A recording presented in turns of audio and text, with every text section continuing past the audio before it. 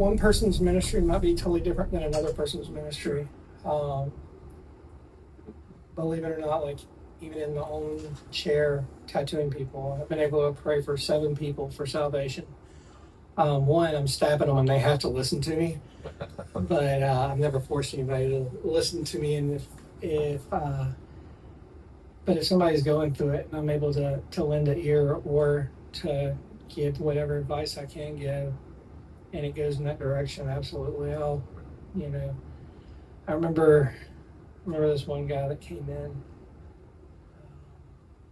I won't say any names, probably because I'd have it wrong to start with. But he came in and he said, I need a tattoo because I want to forget my daughter. My daughter passed away and I don't want to remember her. And that's way different than what we usually get. Like, hey, I want to get this memorial piece on. And I'm just like, huh? And he had just a little bit of money, not a whole lot to do this tattoo. And I said, well, tell me about your daughter. And he told me that there was if I can remember the story right there, they were on vacation, him and his wife and daughter was on vacation. He was pumping gas and his wife and daughter, little daughter, like let me carry you in the store daughter, was in the gas station. And somebody came in and robbed it and shot the little girl. And she died.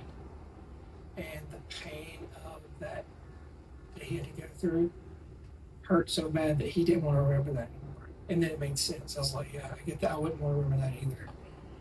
And so I talked to him a little bit, and I said, hey, you go get you some food. Let me do some drawing. So without keeping his money in my mind on what he had to pay, because I wouldn't have paid for this tattoo, I just drew some stuff about everything that had to do with his daughter. Like when you look at this, you can see his daughter in this, and he saw it. He's like, this isn't what I wanted. I wanted something that helped me forget these hard times. This brings back all these memories. And I said, listen, man, I said, I don't know why really crappy things like that happen. But I do know that there's a reason for things in life. And what that reason is, I don't know. And I understand being mad at God, and I understand the hurt and the pains you're going through. I said, but I also understand that because God is so powerful, and because God knows the beginning and the middle and the end, God might have used something that could happen in this little girl's life that could be way worse than what this is. But also, God might know that the only way to get to your heart is by seeing this little girl go to heaven. And so what if this little girl, what if it was orchestrated? I'm not saying it was, but what if it was orchestrated in a way to get to your heart? Because that might be the only thing that gets you to God. And that might be the only way you get to see your little girl again. This dude busted out like a big baby. Like, I'm holding, he's crying, and I'm like, dude, life's a whole lot bigger than what we have in our head. And I don't understand it. And it makes me mad that this happened to your daughter. But I'd love to do this tattoo for you. I don't care about your money. I want to do this tattoo because I want you to remember your daughter. I want you to remember the sacrifice that's gotten you to this place right now. And I prayed with him.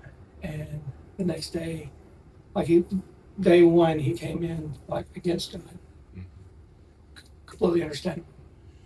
Next day he comes in after we pray and have the opportunity to play everything, and he's like, I need to get John 3:16 tattooed on me. I was like, let's do it, Yeah. So stories like that, that is ministry, It don't take standing in a pulpit or going out on the street or going to a different country, because I get to minister to people every day, A lot of people, I'm a Christian and I'm a tattoo artist. A lot of people say that I have a Christian business, and I don't. I don't make money off of God's name and all that kind of stuff. I'm a Christian that runs a business, and I have certain values.